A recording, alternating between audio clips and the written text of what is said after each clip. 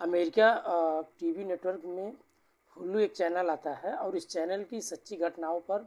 आधारित सीरियल दिखाया जाता है, जिसमें खासतौर उन घटनाओं को दिखाया जाता है जो नाट्य रूपांतरण होते हैं और जो पुरानी बेशक हो चुकी कहानियों को ये असल में आज भी देखने को मिल जाता है। और इस सीरियल में पिछले दिनों एक सीरियल किलर का किस्सा आया तो सुनने वाले के रोंगटे खड़े हो जाते हैं। असल में वो किस्सा है जो उस खौफनाक कातिल के चंगुल से बचकर निकलना, ऐसी एक लड़की की कहानी है जो उस खतरनाक कातिल के चंगुल से बच निकलती है और 40 साल तक चुप रहती है। और 40 साल चुप लेने के बाद वो 40 साल बाद उन सभी व उनके अपनी चुप्पी तोड़ी और उस सुनाने वालों की ये हालत, सुनने वालों की हालत ख़राब हो जाती उस 40 साल की औरत की जो ये कहानी बताती है, क्योंकि उसने अपने 16 साल की उम्र में एक खौफनाक मंजर देखा था जिसने 9 दिन में गुजरे उसका असल में आज तक की उसकी ज़िंदगी पर है, जिसको बताते हुए वो भी खुद एक खौफज़दा हो जाती है। दरअसल ये अमेरिका में एक टीवी सीरियल की जरिए एक ऐसी पीड़िता महिला का पता चलता है जिसने एक ब्यूटी क्वीन किलर के चंगुल से पूरे 9 दिन गुजारे हैं और उन 9 दिन में उसने करीब 40 साल तक इस बात को लेकर चुप्पी साधी थी। लेकिन ये खुलासा न तो होता और इसके साथ जिस लड़की ने उस सीरियल किलर के चंगुल से रहने की अपनी दास्तां टीवी प्रोड्यूसर को सुनाई, वो काफ़ी भयानक थी और सुनने वाले को ये भी काफ़ी खतरनाक थी। नमस्कार, आदाब, सत श्री अकाल, भदोही प्लस में आप सबका स्वागत है। मैं आपका दोस्त अमित कुमार।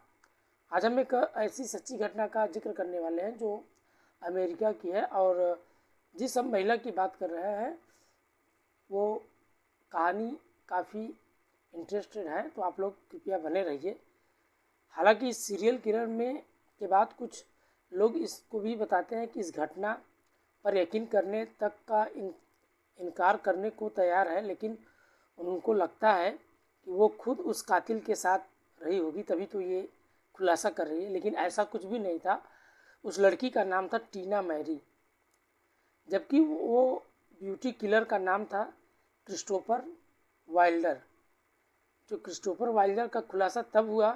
कि उस खौफनाक ब्यूटी क्वीन किलर के चंगुल से जो 3 लोग जिंदा बचकर निकले थे उनमें से एक टीना मैरी थी, जो हुल्लू टीवी की सीरीज के सामने आकर अपनी 40 साल की चुप्पी तोड़ी और 56 साल की इस टीना मैरी ने उन तमाम दावों को ठुकरा दिया, जिसमें यह भी कहा जाता है कि टीना खुद ब्यूटी क्वीन किलर की साथी थी। लोगों का तमाम तरीके से कहना भी था कि टीना जो है क्रिस्टन की जो ब्यूटी क्वीन किलर था उसका साथी था, लेकिन ऐसा कुछ भी नहीं था। दरअसल टीना ने बताया कि जब वो 16 साल की थी तब उस सीरियल किलर क्रिस्टोफर वाइल्डर ने उसे किडनैप कर लिया था और उसके बाद उस पर कई जुल्म किए थे, लेकिन वो सितम छा गए और सिलसिला शुरू होता रहा और 9 दिनों तक उसके साथ यह सिलसिला चलता रहा। और इसका किडनैपिंग 4 अप्रैल 1984 को टीना को अगवा किया था और उस वक्त टीना हाई स्कूल की छात्रा थी और वो रेस्टोरेंट कैलिफोर्निया में एक मॉल में हिलारी फार्म्स में नौकरी के लिए इंटरव्यू देने गई थी। और उस समय ब्यूटी क्वीन किलर के नाम पर ये मशहूर वाइल्डर ने उसे अपनी पहली बार संपर्क किया और वाइल्डर ने टीना को अच्छे लुक्स और तारीफ करते हुए उसको दिमाग पर 7वें आसमान पे चढ़ा दिया और टीना बहुत खुश हुई और उसकी बातों में वो आ जाती है और ये दाव पेच उसका चल जाता है। और उसने टीना को मॉडलिंग का ऑफ़र दिया कि मैं एक मॉडलिंग में एजेंसी में काम करता हूँ, चाहो तो तुम भी वहाँ काम कर सकती हो, मैं तुम्हें काम दिला सकता हूँ। ऐसे तमाम तरीके से उनको लुभावना देता रहा। तो टीना मैरी जो है उनकी बातों में आ जाती हैं और जब आ जाती हैं तो ऐतराज़ नहीं होता और उन्होंने उसका फ़ोटो भी शूट कराया उनके साथ में, और वो शूट करने के लिए आप साइड चले जाते हैं। लेकिन टीना रिस्को को आज भी इस बात का अफसोस होता है कि वो जो कहानी बता रही थी इस बात का, वो कह रही थी कि उन्होंने अपने जीवन का सबसे बड़ा गलती किया। वो तो खुद कहती हैं कि उन्होंने अपने दिमाग में बजी सारी घंटियाँ और सारी सीटियाँ क्यों नहीं सुनी। वो उस वक्त बिल्कुल अजनबी के साथ उस कार में बैठ कर चली जाती हैं, तब उन्होंने अपने मन में बातों को नहीं सुनी और उन्होंने अपने दिमाग के आवाज़ को भी नहीं सुना। और क्योंकि वो उस अवस्था में जब आप हाई स्कूल में होते हैं तो उस अवस्था में उतना माइंड आपका ग्रो नहीं कर पाता, सोचने का उतना लोगों का पास नहीं होता। अब तो फ़िलहाल मान लीजिए कि 100 में से 80% लोग हैं, लेकिन फ़िलहाल अभी भी 20% ऐसे लोग हैं जो अपने मतलब कि क्या बोलते हैं कि अपने से जो है वो अपना राय नहीं ले सकते, क्या सही है क्या गलत है। तो वही टीना मैरी अपनी कहानी सुना रही थी कि उन्होंने उनको दिमाग में आवाज़ एवं जो अनमेय जंगल की तरफ चला जाता है और रास्ते में बहुत अच्छी एवं मनभावी बातें क्रिस्टन करता रहता है और उसकी बातों में वो सुनती उस सुनसान जंगल पे चला जाता है। और वो ये भी बताता है कि मैं ऑस्ट्रेलिया का रहने वाला हूँ और यहाँ मैं फैशन और मॉडलिंग और फोटोग्राफी के सिलसिले में आया था। टीना कहते कहते अचानक हिरसर सी गई और जब उसने अपनी बताई उस जंगल में पहुँचने के बाद वाइल्डर जो क्रिस्टल था उसने अपनी कमर से एक बंदूक निकाली और टीना के कमर पे बंदूक लगा सटा दिया और उसने उसको उसका टॉप उतारने के लिए बोला। और पुलिस की तफ्तीश में ये भी खुद टीना ने बयान बताया था कि टॉप उतारने के बाद उसने वही जंगल में कार रोककर उसके साथ गलत किया। और गलत करने के बाद टीना ने ये भी बताती हैं कि वो सहम सी गई और जो क्रिस्टल थे उन्होंने पहले कम से कम 7 लड़कियों को कार में बिठाकर जंगल में ले आया और वहाँ से उनके साथ वही रवैया गलत उनके साथ जो बलात्कार होता है वो भी किया। लेकिन लिहाजा उसका पहला शिकार नहीं था, क्योंकि ये उसकी चाल थी, क्योंकि लड़कियों को अपनी बातों में जाल में फंसाकर वो इसी तरह उनके साथ क्रॉस काउंट्रिंग रोड ट्रिप पर ले जाता और कहाँ वहाँ अपनी मनमानी किया करता था। लेकिन बात यहीं ख़त्म नहीं हो जाती दोस्तों। टीना जो रिस्को में बताया कि जिस होटल में वो रुके थे वहाँ रात में उसके साथ क्रिस्टल ने कई बार बलात्कार भी किया था। लेकिन सिर्फ इतना ही नहीं था, क्योंकि वहाँ पे हौसी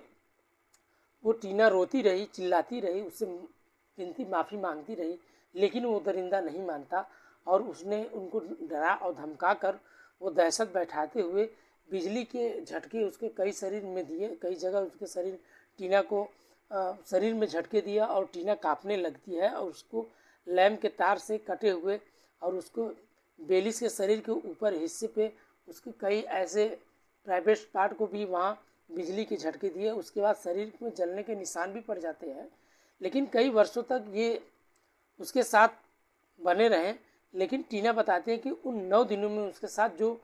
ऐसी चीज़ हुई, ये वारदात, वो आज भी उस आसानी को नहीं भूल सकती, क्योंकि वो रिस्को में कहना था कि हाथों में हथकड़ी और डालकर वो आज भी वो शो करती है, क्योंकि उन 9 दिनों में ऐसी कोई रात नहीं थी जो वो 39 साल की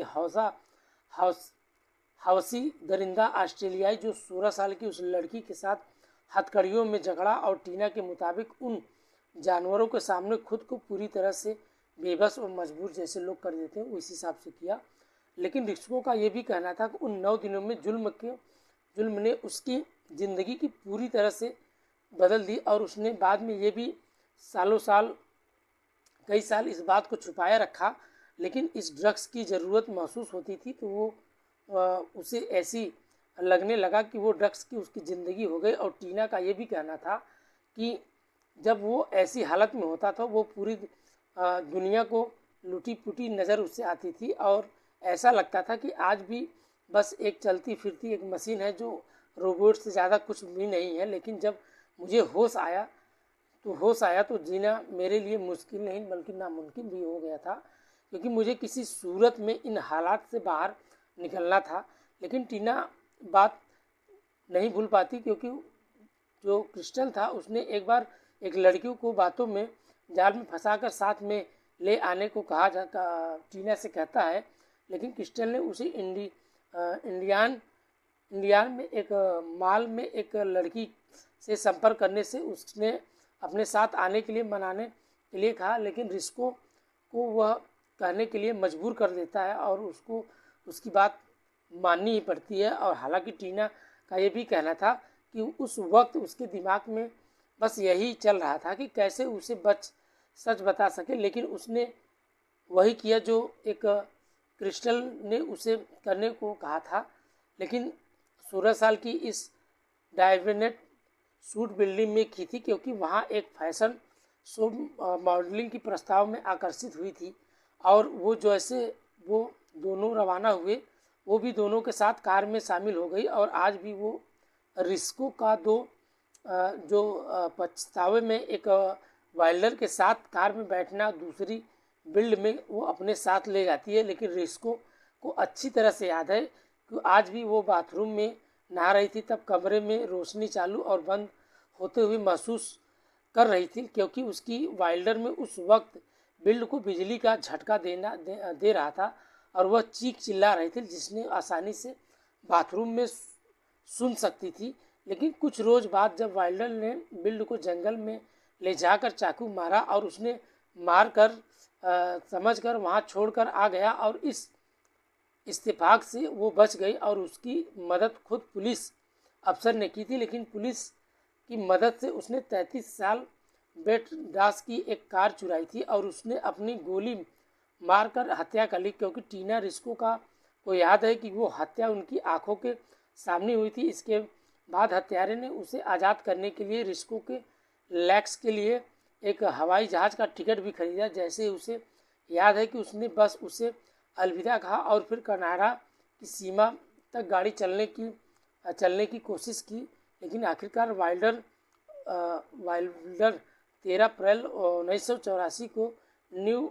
हैम्पशायर में एक पकड़ा गया, और मगर पुलिस ने उसे हवालात ले जाने के पहले उसने खुद को गोली मार लिया और इसकी वजह से उसका सर्च ऑपरेशन रुक गया था। लेकिन टीना रिस्को ने 9 दिनों तक क्रिस्टल की चंगुल में रही और वो जैसे ही निकली उसकी छाप आज तक उसके ऊपर दिख जाती। हालांकि उसके कैलिफोर्निया वापसी के बाद ये बहस छिड़ भी गई थी, लेकिन असल में टीना की उस क्रिस्टल की साथी थी, जिसकी वजह से उसने खुद को जमाने से दूर जाने का इरादा किया और 40 सालों तक वो घुट कर घूरते हुए जीती रही। तभी तो किसी ने अपने उन खौफनाक दिनों को जिक्र नहीं किया होगा। लेकिन सवाल ये भी उठता है कि आखिरकार टीना रिस्को ने किसको कुछ नहीं बताया और ये बात निकल कर कैसे सामने आई। असल में टीना को खुद नहीं बताया था, मगर विल्डो ने ज़रूरी अपनी कहानी कई लोगों को साझा किया था, लेकिन जिस पर एक किताब भी लिखी गई थी और उस कहानी का टीना रिस्को का जिक्र भी किया गया था। लेकिन तब शो प्रोड्यूसर ने डायरेक्टर ने रिस्को की तलाश करने में उसकी कहानी की जमाने की सामने रखी थी। लेकिन क्रिस्टोफर वैंडर वाइल्डर के बारे में हिस्ट्री चैनल की तरफ से खुलासा हुआ और वो ऑस्ट्रेलिया का एक मूल सीरियल किलर था। और वाइल्डर ने 1984 में 47 दिनों के भीतर लड़कियों को किडनैप किया, उनका बलात्कार किया और फिर उनकी हत्या कर दी। लेकिन बताया भी जाता है कि एक अमीर रेस कार भी चालक था और वो फ्लोरिडा बाइडन के बीच एक बहुत बड़ा फार्म हाउस भी में रहता था। लेकिन हिस्ट्री चैनल और रिपोर्ट के मुताबिक वाइल्डर कुछ वक्त तक FBI के मोस्ट वांटेड सूची में था और बताया भी जाता है कि उसने कम से कम 11 लड़कियों को अपना शिकार बनाया, जिसमें सिर्फ 3 लड़कियां बचकर वापस आ जाती हैं। नमस्कार दोस्तों, कहानी आपको अगर अच्छी लगी हो तो कमेंट में अपनी राय ज़रूर बताइएगा। ऐसे ही रोचक और कहानियों के साथ हर रोज़ आपके साथ शेयर करते रहेंगे। आशा करते हैं आप लोग खुश होंगे, सेफ होंगे, सुरक्षित होंगे। इस कहानी के माध्यम से दोस्तों किसी का दिल दुखाना नहीं था, बस आपके साथ शेयर करना था। कहानी अगर आपको अच्छी लगी हो तो कमेंट में अपनी राय ज़रूर बताइएगा और प्लीज़ अपना सपोर्ट और प्यार अपना बनाए रखिए, क्योंकि आपका सपोर्ट और आपका प्यार हमारे लिए हमारा मनोबल रहेगा। आज के लिए इतना ही, मिलते हैं नेक्स्ट वीडियो में, तब तक के लिए बाय बाय, गुड नाइट, जय हिंद दोस्तों।